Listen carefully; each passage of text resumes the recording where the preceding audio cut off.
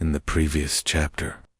Dutch-born and London-based Michel van Rijn ended his account on his art news website with Geneva art dealer Nicholas Koutoutakis showing the papyrus manuscript of the Gospel of Judas to fellow antiquities dealer Frida Chakos in 1982.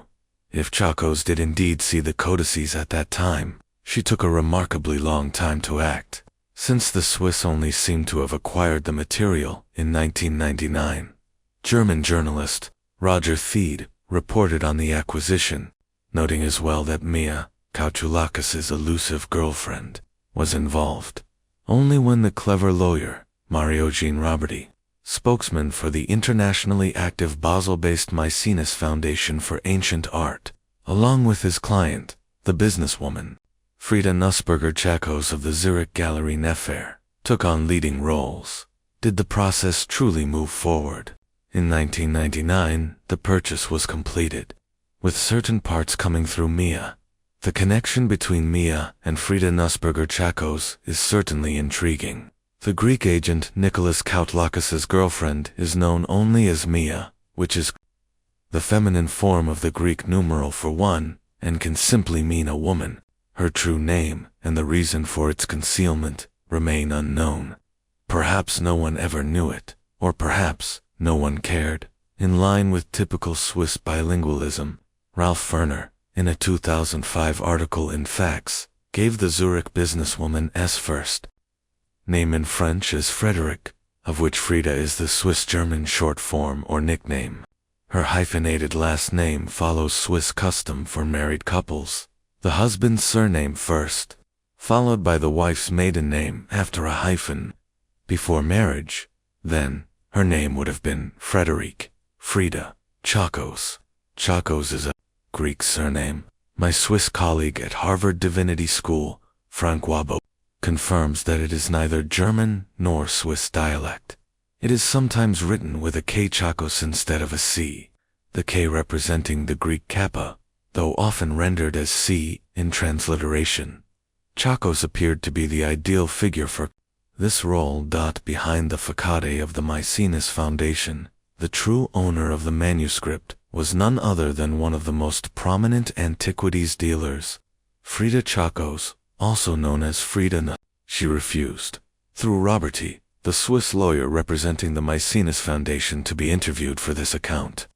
However, London dealers described her as highly shrewd, discreet, and very intelligent.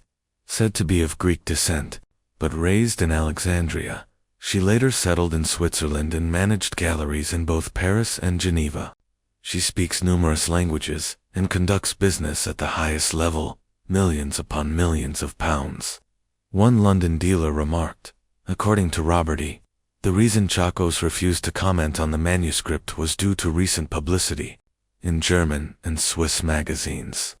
As a result, Christian fundamentalists had staged protests outside her Swiss home and painted slogans on the surrounding walls. It is possible that Frida negotiated with Mia in Greek, though it is uncertain whether the two women ever actually met. By this point, Mia may have already disappeared from the situation, if she had even been directly involved at all. After all, her earlier role had been linked to a rather distressing episode.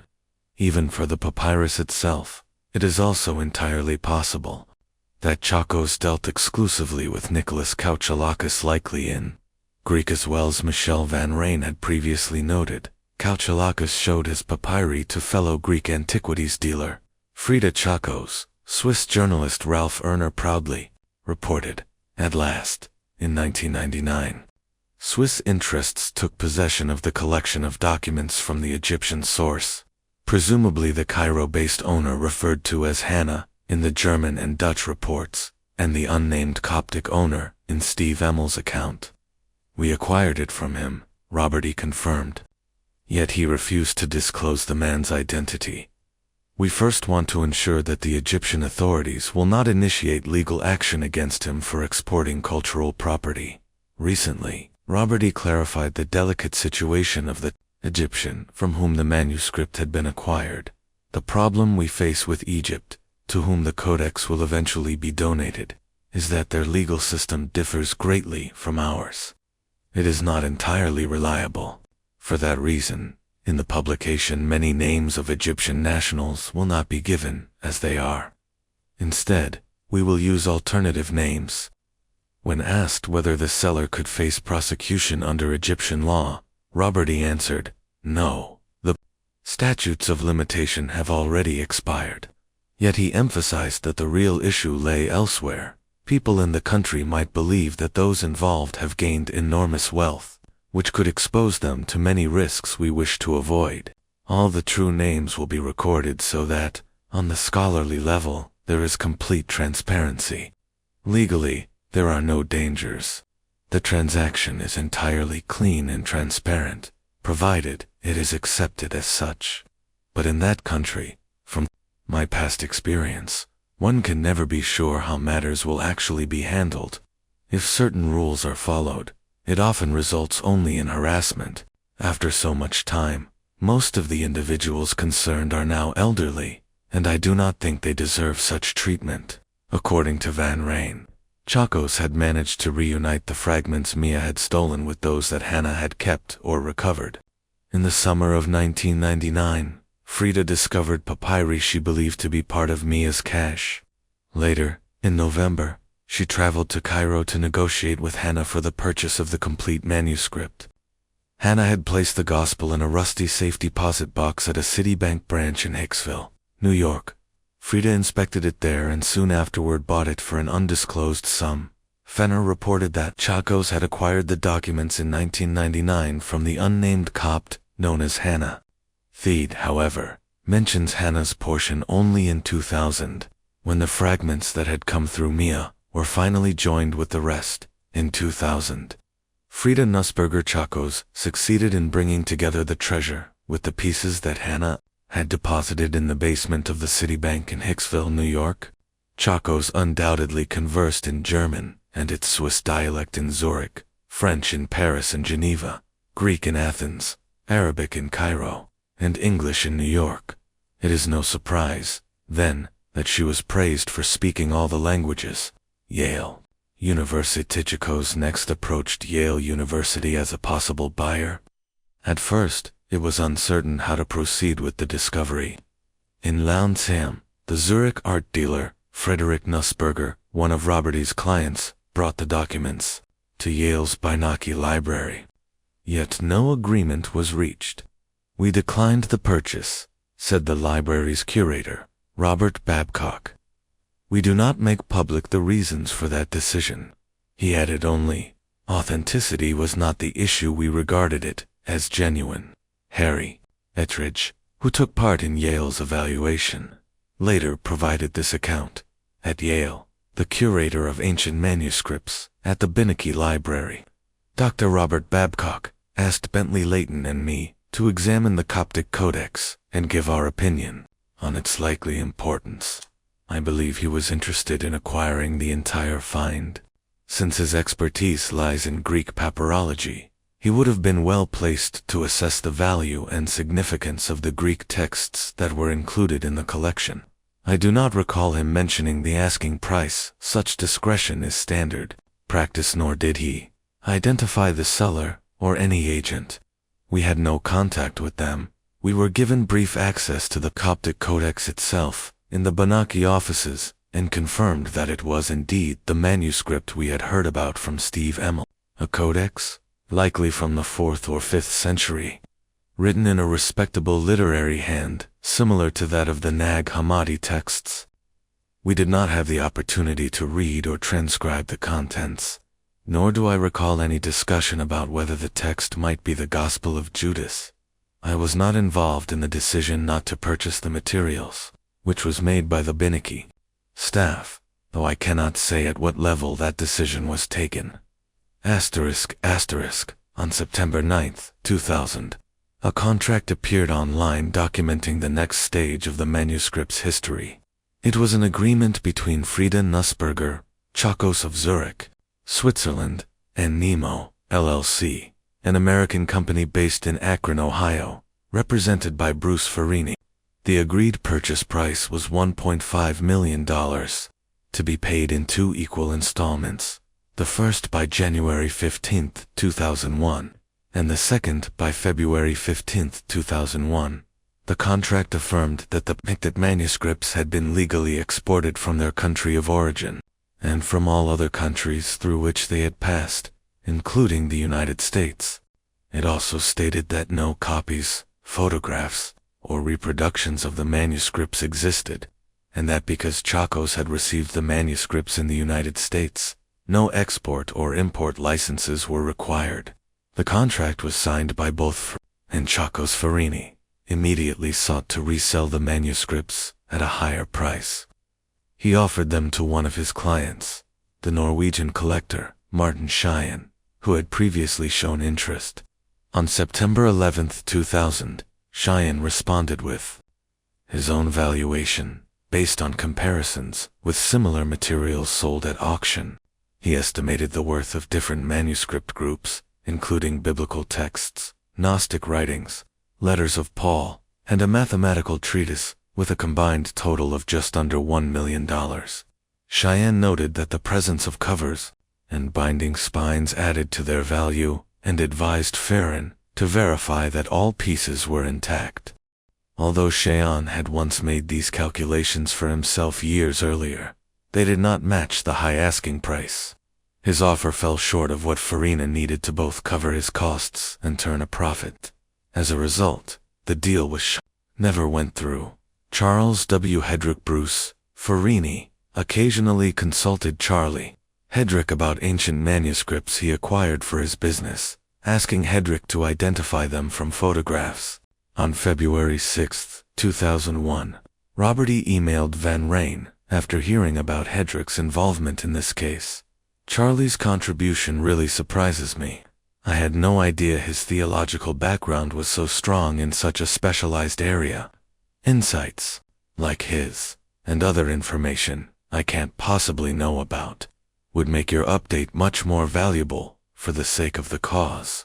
I naturally appreciate Hedrick's expertise being described as solid, since I was his doctoral advisor. Today, he is Distinguished Emeritus Professor of Religious Studies at Missouri State University. Hedrick received from Farine 164 very poor quality digital photographs, which at least allowed him to recognize the first Apocalypse of James and the letter of Peter to Philip texts Steve Emmel had already identified back in Geneva. These works were later included in the collection that returned to Switzerland and became associated with the Gospel of Judas. Hedrick also received 10 professionally taken photographs and 24 from an ordinary camera. From these, he was able to transcribe and translate parts of 6 pages that were relatively legible. The task was difficult for 2 reasons. First, the papyrus had deteriorated further since Emmel had examined it in 1983, with the top third of many leaves now missing. Emmel had once been able to read the pagination in the top margins, but this was no longer visible to Hedrick, making it harder to determine the correct order of pages. Second, when both the bottom of one page and the top of the next survive, it is possible to follow the text's continuity to reconstruct the sequence. Unfortunately, this was no longer possible given the condition of the manuscript. Hedrick shared his transcriptions and translations with a group of longtime colleagues who had collaborated on the Nag Hammadi codices: Berger, A. Pearson, John D. Turner, Douglas M. Parrott, Wolf Peter Funk, Hans Gebhard Bethage, and myself.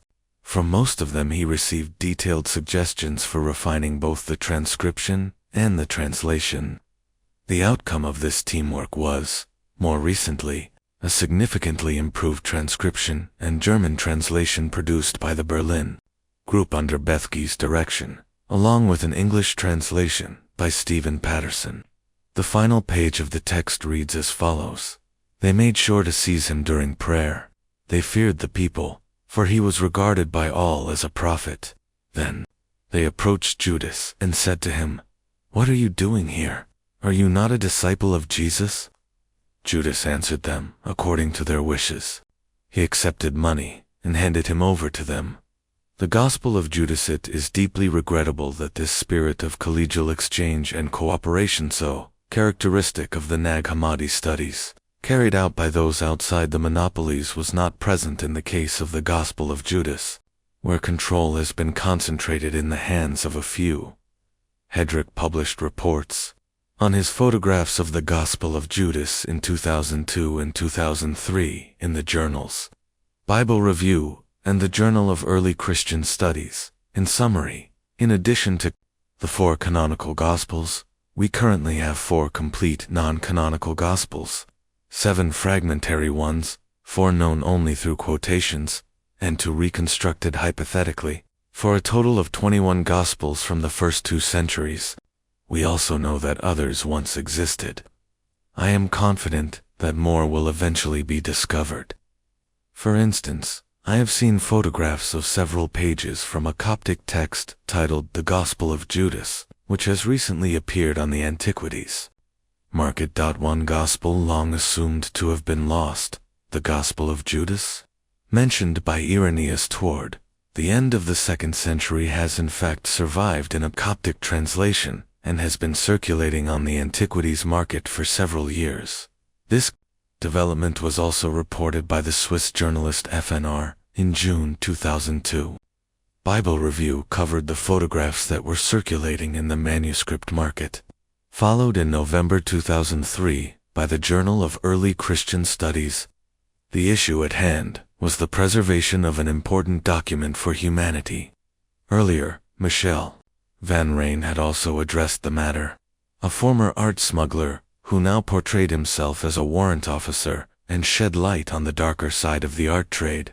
Van Rijn announced on his website that a Gospel of Judas was on the market, warning readers, "Don't touch." Likewise, Roger Theed followed Hedrick's trail and pointed out that Hedrick himself had identified and published one of the recently surfaced non-canonical Gospels. Rumors began circulating in academic circles about the actual content of the largest portion of the Codex. Charles W. Hedrick, professor at Southwest Missouri State University, went public in 1997, together with his colleague Paul Moretsky. He had gained international recognition by bringing to light Papyrus Berlinesis 22,220. In the archives of the Egyptian Museum in Berlin, the two had uncovered remnants of a Coptic Gospel fragment, which Hedrick designated as E34. Now, the same scholar reported in the journal Bible Review that he had examined photographs of pages from another highly significant text. For the first time, E35 was publicly mentioned. Robert E.'s memorandum, December 15, 2000. The contract signed by Furin and Chacos was never carried out, because on December 15, 2000, Robert E., acting as a Swiss attorney, sent a memorandum to New York lawyer Eric R. Kaufman, who had recently hosted a meeting between the two attorneys and their clients, Frida and Bruce.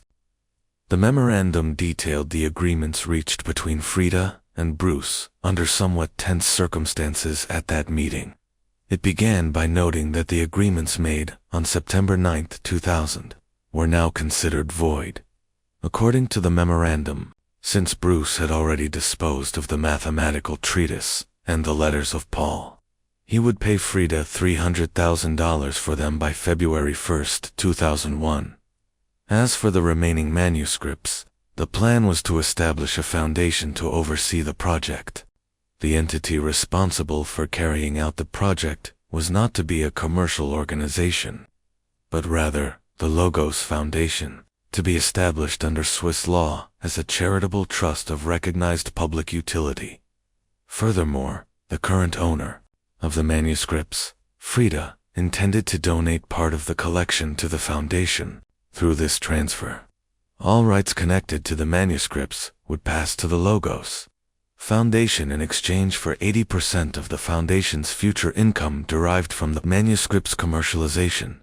This included publishing rights and, if legally permitted, even their eventual sale. Bruce and Frida agreed to exchange a composite volume containing at least 3 Coptic texts: the First Apocalypse of James, the Epistle of Peter to Philip, and the Gospel of Judas, along with the Book of Exodus and several unspecified additional fragments. In return, Bruce would provide 2 checks of $1,250,000 each, the first due on January 15, 2001, and the second on February 15, 2001.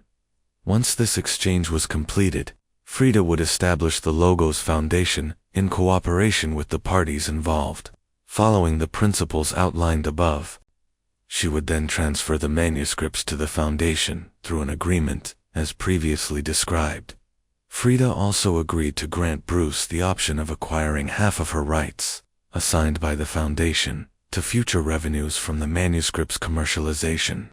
This option required Bruce to pay her $1,100,000 broken down into $750,000 for half the value of the composite volume and $350,000 for half the value of the Book of Exodus, along with a matching donation to the foundation equal to the amount Frida had already contributed.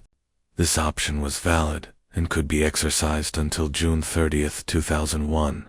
The purpose of the proposed Logos Foundation was described as follows. Its goal was to preserve and publish the Gospel of Judas, along with related manuscripts, both for the sake of historical truth and to raise the funds required for this work.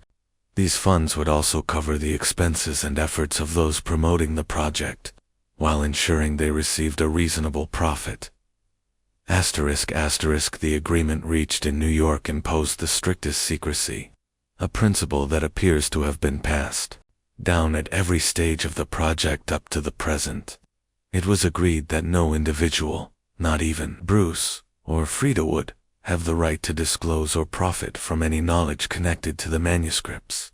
Only the foundation would hold that authority until all legal issues were settled. It was considered essential to keep the very existence of the project completely confidential.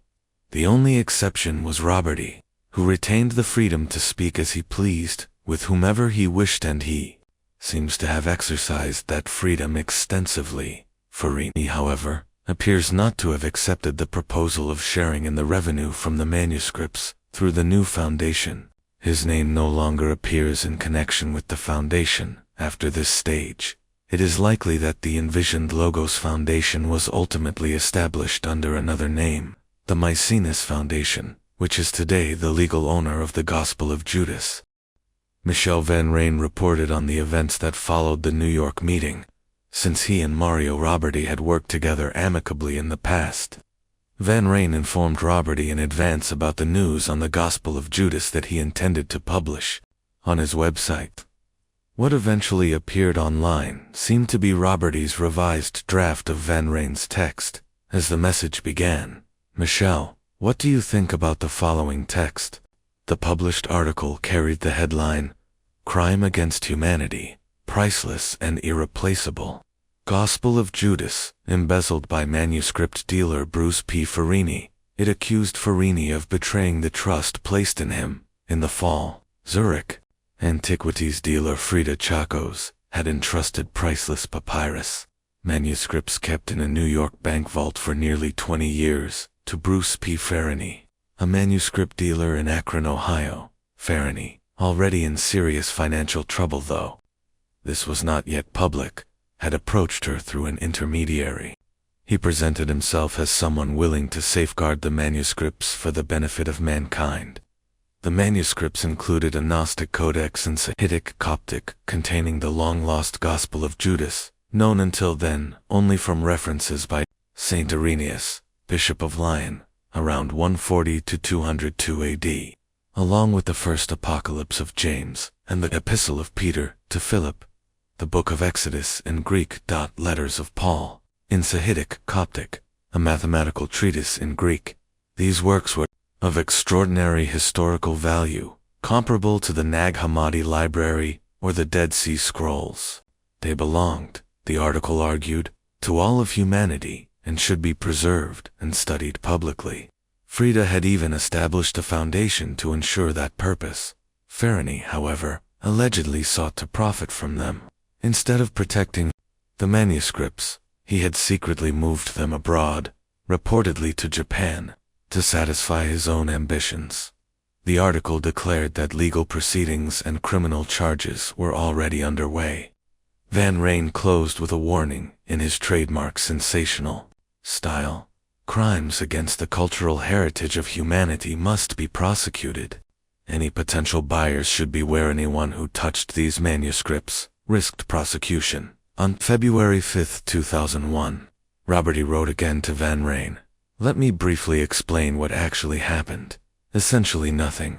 On Monday night, January 29th, Eric K. Hoffman called several times, repeatedly insisting that he did not understand the commotion, since his client was supposedly willing to return the manuscripts except for the mathematical treatise and the letters of Paul, which he had already sold and was supposed to pay $300 for on February 1st.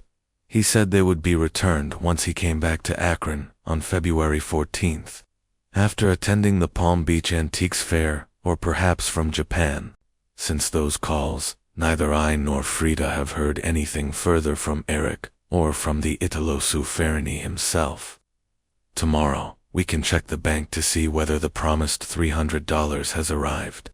Of course, I know Eric was away on Tuesday and Wednesday, and he knew I would be in Paris until Friday night. The point is, I want to keep the pressure on BF until he actually honors his lawyer's promise. So, the best and only possible update on Bruce on the loose is the plain truth.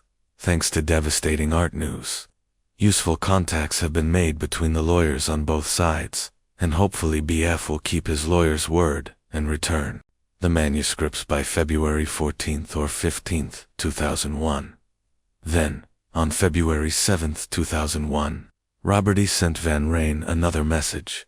Now I see you don't just have a third ear, but also a third eye.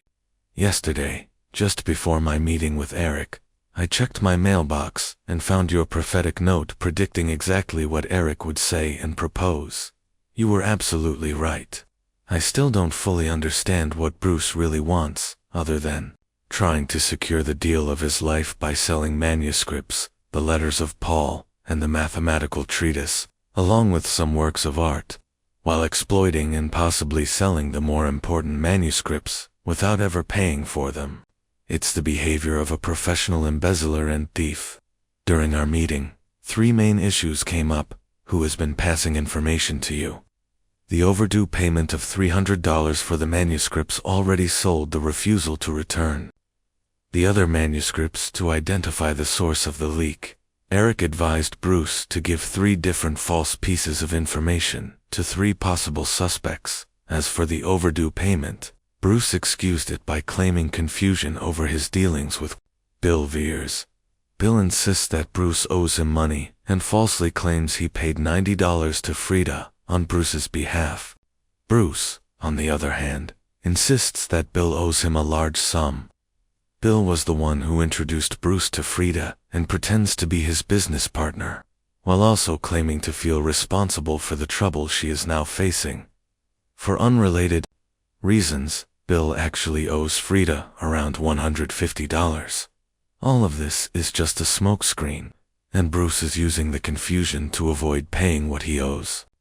He also claims that the price obtained by Sam Fogg was not $900, and that the manuscript was not sold to Thompson.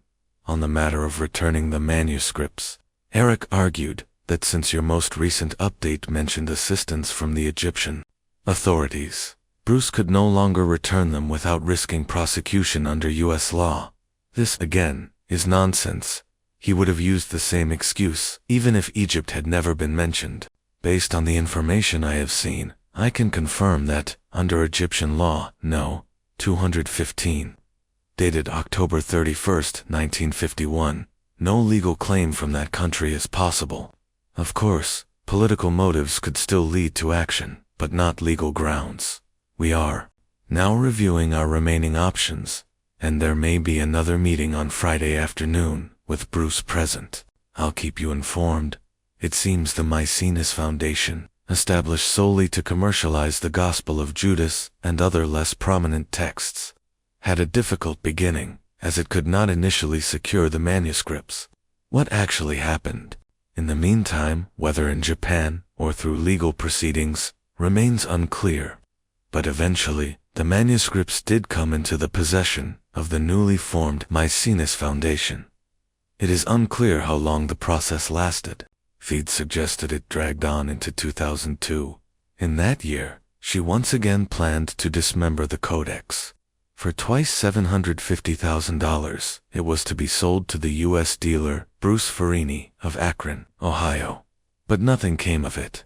Instead, Maecenas was soon recognized as the new owner of the badly mishandled ruin of a book. The only element in Theed's comment that seems to match the agreement, made in New York, is the valuation of the Gnostic Codex, at $1.5 million. It appears that some of the legal pressure on Farin required him either to pay cash for the manuscripts or return them to Roberty. Since Farin was already in financial difficulty, he ultimately returned them. Bad provenance, illegal excavation, and smuggling. Michel Van Rijn took credit for exposing the illegal export of the Gospel of Judas from Egypt, which in turn led to the Maecenas Foundation agreeing to return it after publication. But, as Van Rijn noted, with grim satisfaction, this did not happen automatically. Zurich dealer, Frieda Nussberger, Chacos, owner of the Gallery Nefer, is up to her old tricks. Although she promised after being exposed on my website to return the illegally acquired and historically invaluable Gospel of Judas to Egypt, she is now negotiating a possible sale to a U.S. manuscript dealer. We are on the job, as always, and we'll keep you posted. If Frieda goes forward, we'll dig into her past sales and destroy what remains of her already miserable reputation. Later, Van Rijn proudly followed up with what he considered a success story. In 2001, this website first revealed the existence and contents of the looted Gospel of Judas, as well as enough of its shady recent history to make it unsafe. Our work forced those who held the smuggled text to return it to its true country of origin, Egypt, and seek other ways to profit from their illegally acquired treasure. We're used to not being credited in the media for our good work, but we take consolation in knowing that because of our efforts, this historically important document will be safe in Egypt for posterity. Van Rijn built his reputation on such exposes, and it was through his site that news of the Gospel of Judas first reached the wider public beyond the secretive networks of dealers and the closed circles of scholars. In 2001, he announced that the long-lost Gospel of Judas, unseen for at least 1,800 years, was being shopped around among antiquities dealers on 2, possibly 3, continents. It wasn't quite on the level of the Dead Sea Scrolls, but it came close. Would this gospel, attributed to Judas the betrayer, overturn Christianity? Van Rijn claimed it suggested that Judas acted in cooperation with Jesus, betraying him deliberately so that the crucifixion, martyrdom, and for believers the resurrection could take place, laying the foundation for Christianity's success. Forget the Da Vinci Code, Van Rijn declared. This is the real deal. The fallout was inevitable. Relations between Van Rijn and Roberty, once close enough that Roberty had even acted as Van Rijn's representative, broke down completely. As one London dealer put it, Van Rijn and Roberty, it's like Holmes and Moriarty. They're mortal enemies. Their feud centered on Van Rijn's efforts to discredit the provenance of the Gospel of Judas. Part of his strategy to render the manuscript unsellable, he now boasts that his online campaign destroyed any chance of a sale, and is pleased that the Maecenas Foundation eventually pledged to return the manuscript to Egypt's Coptic Museum after failed attempts to market it in the United States for around $2.5 million. Roberty's own memorandum from December 2000 raised concerns about the manuscript's legitimacy, noting that it was essential to confirm whether a man named Hannah A. Arian had ever obtained proper legal title before selling it to Frieda. Since no such documentation could be produced, this became a potential reason or excuse for Farin, the Ohio art dealer, to back away from the deal. As journalist Hank Shutton later explained, the central problem was bad provenance. The manuscript's origins were so murky that most dealers avoided them, fearing legal or reputational risks. Farina himself said he was first offered the texts in 2000 by Geneva gallery owner Frida Chekos, who had bought them a year earlier. She and Roberti told him the manuscripts had been discovered by farmers in the mid-1970s in a stone box near Al-Minya, in Upper Egypt. According to Frida, the texts were then taken by a Greek dealer, Nicholas Koutolakis, who allegedly stole them from an Egyptian jeweler named Hannah. Koutolakis smuggled the documents into Geneva, where Hannah later tried to reclaim them, even traveling there with the support of a Coptic priest. From there, the manuscripts ended up in a safe deposit box at Citibank in Hicksville, New York, where they sat until the late 1990s, when Frida finally purchased them. The murky provenance may well have been one reason why the September 19, 2000 agreement was never carried out, since it required the manuscript's title to be clear. The issue of smuggling might also explain a cryptic remark by Thede, who noted that even Michel Van Rijn, the self-styled nemesis of international art traffickers, could not say for certain who ultimately paid whom. His website, notorious for exposing shady dealings in the art world, hinted that a legal maneuver had secured protection for Frida Nussberger. Years of questionable dealings with figures from Egypt's illicit antiquities trade were, it seemed, to be forgiven. She was to receive a kind of certificate shielding her from Egyptian prosecution for illegal exports. Whether this protection was granted in exchange for a promise to return the manuscript to Egypt remained unclear, as the Maecenas Foundation's statements on the matter were vague and evasive. Van Rijn himself reported that Frida, based in Zurich, had struck a deal with the Egyptian government, absolving her of past looting. Yet unlike Judas, she demanded far more than 30 pieces of silver. Van Rijn emphasized that she had been one of the principal dealers for Tarek el-Swaisi.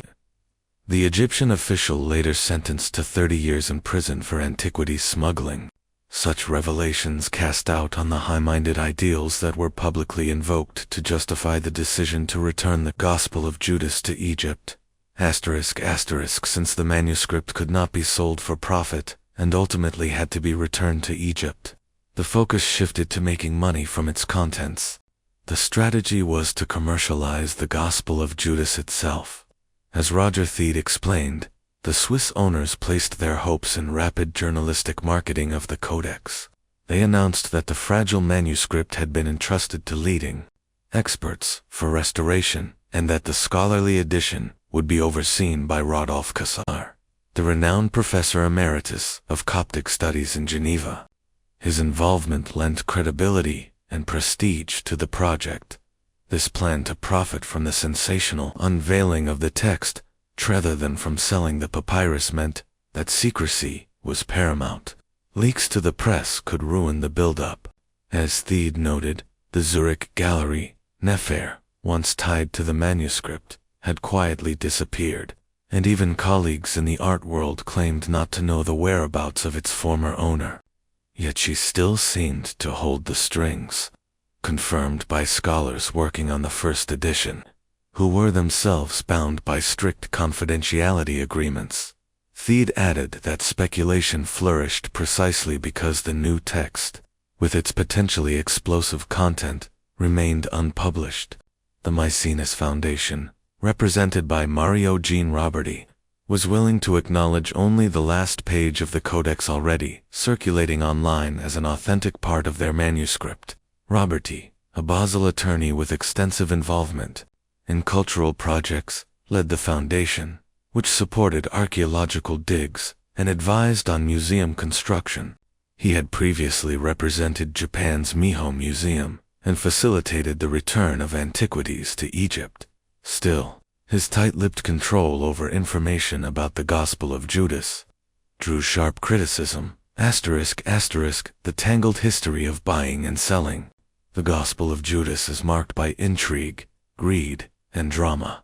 But all this movement across hands and borders came at a high price. The manuscript itself suffered greatly. One must distinguish between the original size of the 4th century codex and the number of leaves that still exist today. These two issues are sometimes confused, but they are very different questions. First, we must ask how many leaves actually survive. Only then can we estimate how many the codex originally contained, and how many would have been needed for the full text of the Gospel of Judas. Since each leaf contains writing on both sides, the number of pages would have been twice the number of leaves. Yet even this seemingly straightforward task is complicated by the fragmentary nature of the manuscript. At what point does a scrap qualify as a leaf? A reasonable rule might be that if more than half of a leaf remains, it should be considered a leaf, not just a fragment. But some scholarly transcriptions in circulation stretch this definition. For instance, one so-called page contains only the middle portion of about 8 broken lines, neither the beginnings nor the ends surviving. The piece itself is barely an inch high and wide. From this sliver, perhaps a few recognizable words, Jesus, Judas, or Allegenes, can be identified, but no coherent sentence emerges. So is this truly a surviving leaf, or simply a record that a leaf once existed, but has not survived? If all 30 or so leaves of the codex were in this condition, the manuscript would be almost worthless. Thankfully some and hopefully most are far more intact. Still, any tally of surviving leaves must be treated with caution, since the number alone may be misleading. Any attempt to estimate the original size of the Gospel of Judas Codex must begin with Steve Emmel's report, cited earlier. Emmel noted that because half of the binding was missing, and the surviving page numbers extended only into the 50s, the codex may originally have been twice as long. At least pages 1 to 50 were represented by substantial fragments that, once reassembled, would form complete leaves, with all margins preserved. Later, Emmel was quoted as observing that the page numbers once reached 60, while most papyrus codices of this kind contained at least 100 pages or more. He therefore suspected that roughly half the manuscript had been lost. Drawing a comparison with the Nag Hammadi codices, many of which exceed 100 pages. By the late 1990s, however, the situation had worsened. Mario Roberti and other scholars reported that individual leaves had been removed and sold separately. According to Mario Farine, when he first saw the codex in 1999, only 25 pages remained intact. At least half of the original had disappeared. He admitted he could not be sure whether the manuscript had been incomplete from the start, or whether entire sections had been deliberately broken up and sold. Over time, stray pages continued to appear sporadically, some with no page numbers. Adding to the confusion, there were also troubling claims of outright theft. The dealer known as Mia was accused of pocketing some of the folios, one of which is believed to have been lost forever. Others suggested that these details may be exaggerated, but the loss itself is undeniable. Worse still, accounts surfaced of reckless handling. James M. Robinson recalled hearing that Farron once attempted to return the codex after doubts arose about its provenance. The seller, furious, slammed it down on a table so hard that tiny fragments of papyrus scattered everywhere. He then stormed out, threatening to burn the manuscript. Hedrick later clarified the dramatic account of the manuscript being slammed on the table. He explained that, to his knowledge, the person responsible was not Frida, though no names were ever given. In his view, Frida would never have threatened to burn such a valuable artifact simply because her asking price was not met. Still, one might imagine that such threats could have been used theatrically as part of hard bargaining. On the question of page numbers, Hedrick examined photographs of the codex. He noted that he did not have an image of the final page of the Gospel of Judas, and thus could not confirm its number. However, he was able to make out a 60 on one of the pages. This suggests that the codex once contained at least that many pages. Even so, Hedrick cautioned that the total number of surviving leaves may have been fewer than the highest observed page number. He recalled hearing Farron say at one point that the entire codex consisted of only 50 pages. This may help resolve a discrepancy. Shutton had reported Farina as claiming that only 25 pages survived, but this could reflect the common confusion between leaves and pages. A leaf is a single sheet of papyrus with writing on both sides, 2 pages. Thus Farini might have counted 25 leaves, which equals 50 pages, and relayed this to Hedrick. Yet Shutton continued to quote Farrin as saying that at least half of them were missing, which implies that Farrin was indeed speaking of pages rather than leaves. This raises the possibility of a mix-up. Shutton had earlier cited Emel's observation that the page numbers extended to 60, alongside Emel's suspicion that the codex had originally been twice that length, perhaps 120 pages.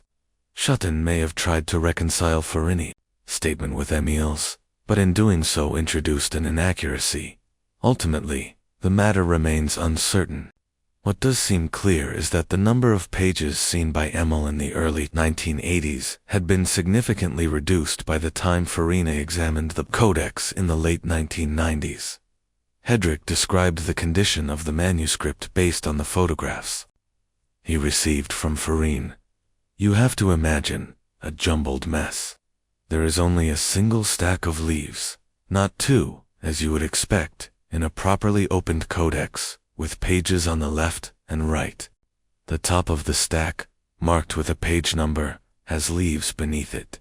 But because of breaks in the stack which appear to run entirely through it and the general disorder, it is impossible to determine which top corresponds to which of the 2 fragments at the lower breaks. The text is largely unreadable in my poor-quality digital photographs, except for the occasional letter. Reading the fibers is impossible. Nonetheless, some tops of pages are visible. He provided further clarification. There is only one stack, with leaves piled one atop another. I see 3 breaks in the stack, one roughly 2/3 of the way up, and another through the top third. Some page tops are visible, and the Coptic page number 60 is clearly distinct. I did not find any other page numbers. Hedrick's observation that the breaks seem to go completely through the stack hints at the chaotic handling of the codex, possibly during disputes involving Mia, when the manuscript may literally have been torn into 2 or even 4 pieces. Later, Kassar asked Hedrick to provide his photographs, hoping they might contain material missing from the physical papyri he had. Hedrick noted, Kassar was specifically interested in portions entirely absent from the material in his possession. He asked me about 3 page bottoms, visible in the photographs, that he did not have among the extant leaves. I suspect he was also concerned with the tops of pages. Finner reported that the book contains 62 pages.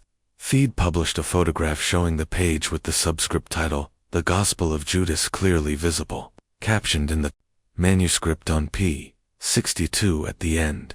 The title is written one under the other, Gospel and Judas.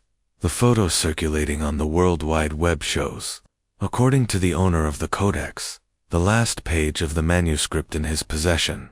Hedrick's provisional draft translation of that page was later rendered into German, with the caption, Not all letters of p. 62 are decipherable. Text according to C. Hedrick. But how does he know it is p. 62? Or, more precisely, since it probably isn't literally p. 62, where does the number come from? One possibility.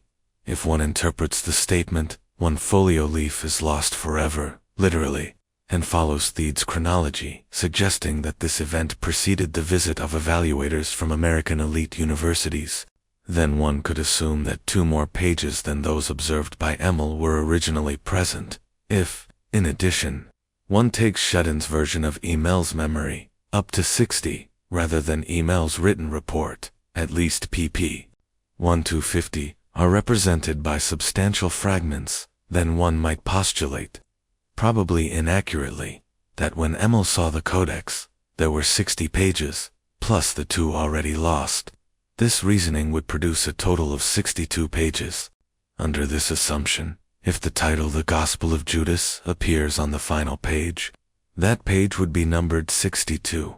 Hence, Ferner and Theed may have listed the pagination in this way most likely incorrectly, and then assumed this page number corresponded to the number of extant pages. Of course, such a calculation would not be made by a careful scholar. Emil did not literally count 60 pages. The papyrus leaves were far too fragile to handle. Did someone else actually count 62 pages? Or did Fenner simply assume 2 pages had been removed based on Theed's story and add them to common up to 60? This may simply be a distorted version of Emil's report to tone. In any case, Emil did not intend an exact figure. He is known for his precision and would have provided an exact count if he had one. Additionally, the explanation of p. 62 is further complicated by the fact that Theed published his article after FNR did. Hedrick did find a reference to the page number 60 in the top margin of one leaf.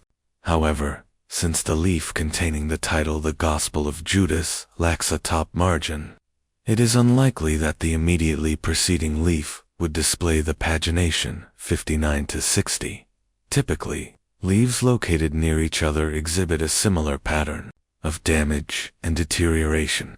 For this reason, the leaf with page number 60 probably was not directly below the leaf showing the title The Gospel of Judas, but rather associated with another section. Of course, without concrete information, anything remains possible.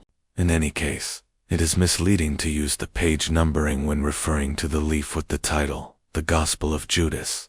The observed number 60, or the hypothetical pagination 62, does not provide reliable information about how many leaves were extant when Emil examined the codex, nor how many survive today. The precise extent of loss since the codex first appeared in 1983 is uncertain. A few years ago, Roberty reportedly expressed a rather pessimistic view. Roberty strongly hopes that another copy of the Gospel of Judas will someday surface, because the copy held by the Maecenas Foundation is only about 65 to 70% complete. We assume some fragments may still be circulating on the market, but I fear that roughly a quarter of the manuscript has been lost forever. Theed's remark that Mia's fragments evaporate for a long time raises further questions. Does this imply that they did not disappear permanently? Hank Shutton reported that Michel Van Ryn assisted in the search for the missing fragments, and in the process reconciled with Roberty. Lately, they resolved their disagreements. Van Ryn even conducted research for the Maecenas Foundation concerning the missing fragments of the Gospel of Judas, and successfully so, he claimed. Roberty offered me the role of project consultant, Van Ryn said. I was offered £50,000 and a share in the foundation. My name would also be recognized as one of the discoverers of the manuscript. This much Roberty has confirmed. Mario Roberty acknowledges that Michel Van Ryn conducted work for the Maecenas Foundation. Van Ryn provided additional information regarding the lost fragments of the Gospel of Judas. He received a payment of £50,000. In a later interview with Stacey Michtree on February 13 to 14, 2006, Roberty offered further details about the manuscript's condition, along with a more optimistic assessment of what had survived. You will see it's in awful shape. Initial estimates, when first examined, were quite dire. It was painstaking puzzle work and will probably continue for some time. Each page is placed under glass. The material is incredibly brittle and fragile. I marveled at how they were able to work on such material. Regarding the original sequence, Roberty stated, the pages were not received in their original order, but the team is confident that they have now restored the correct sequence. Small fragments that could not be precisely attributed remain separate. On the matter of page numbers, Roberty noted, yes, page numbers exist, but only on the upper portions. The manuscript is cut into sections, so the lower portions cannot be linked to the upper parts, based solely on the numbering. Correct attribution must follow both the fiber structure and the textual content. Regarding missing fragments, he added, some fragments were taken by souvenir hunters, but have been partially reclaimed. The mention of fragments being partially reclaimed is particularly interesting, as others have described fragments being reintegrated into the manuscript, with Van Ryn claiming some credit for this. There also appears to have been a relatively recent acquisition of additional fragments.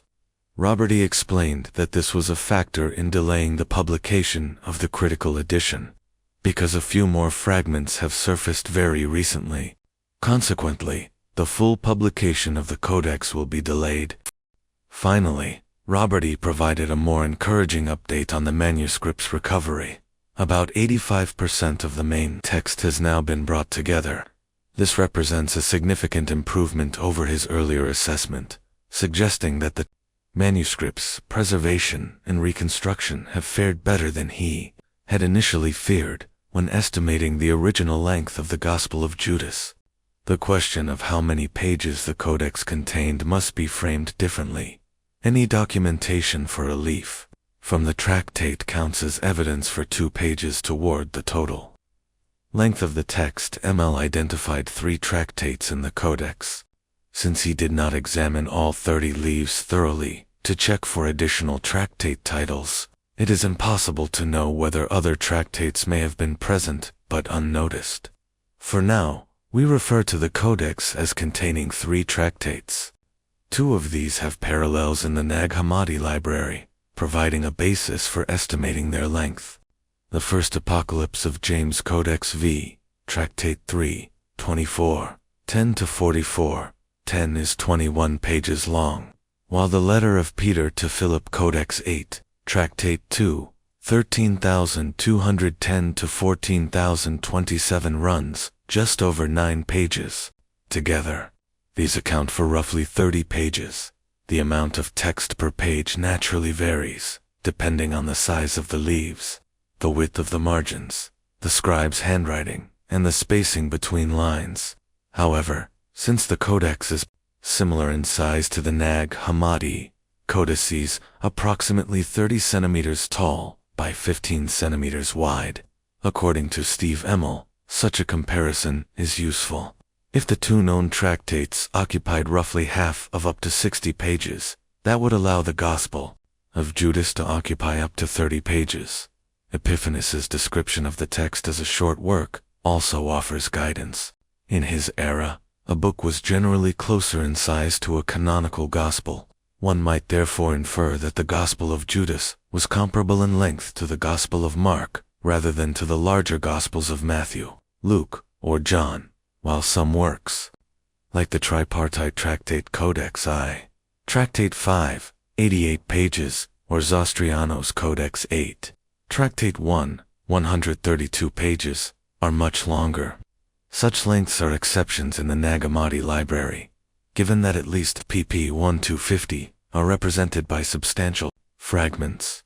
Fewer than 30 pages of the Gospel of Judas may survive in substantial form, particularly when considering the damage and losses that may have occurred since Emmel's examination.